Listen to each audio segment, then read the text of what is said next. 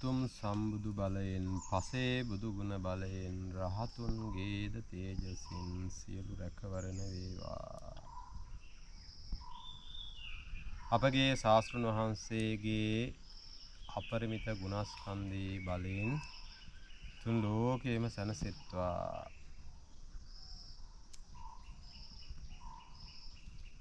බුදුරජාණන් වහන්සේ අපට පෙන්වා වදාලා හිත පිරිසුදු කරගන්න විදිහ. භාග්‍යතුන් වහන්සේ අපිට උපක්‍රමයකින් කොහොමද මේ හිත පිරිසුදු කරගන්නේ කියලා පැහැදිලි කරලා දීලා තියෙනවා. බාහිර උපක්ලේශ වලින් මේ හිත අපිරිසුදු වෙනවා. ඒ අපිරිසුදු හිත පිරිසුදු කරගන්න නම් යම්කිසි උපක්‍රමයක් අපි පාවිච්චි කරන්න ඕනේ.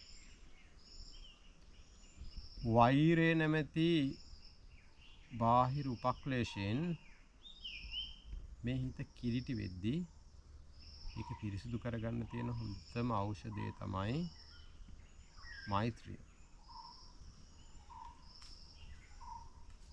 ඉස්සෙල්ලාම තමන් සුවපත් වෙන්න ඕන.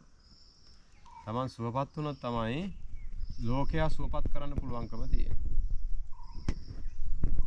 අපිට පුළුවන් නම් අපේ හිතේ වෛරයට එරෙහිව මෛත්‍රිය පෝෂණය කරන්න.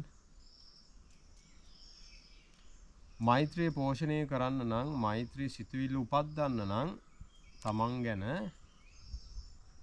තමා තුළ මෛත්‍රිය උපද්දවා ගන්න නම් අපිට ඉස්සෙල්ලා මෛත්‍රිය ගැන අවබෝධයක් තියෙන්න ඕන.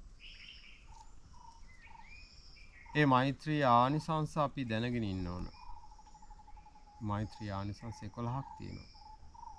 සුඛං සුපති සුඛං පටිමුච්ඡති නපාපකං සුපිනම් පස්සති මනුස්සානම් පියෝ හෝති යමනුස්සානම් පියෝ හෝති දේවතා රක්ඛන්ති නාස අග්ගිවා විසංවා සත්තං වා කමති තුවටං චිත්තං සමාධියති මුඛවන්නෝ විප්පසීදති අසම්මුල්ලෝ කාලං කරෝති අප්පටි විච්ඡන්තෝ කියලා ඔය විදිහට ආනිසංස 11ක් තියෙනවා.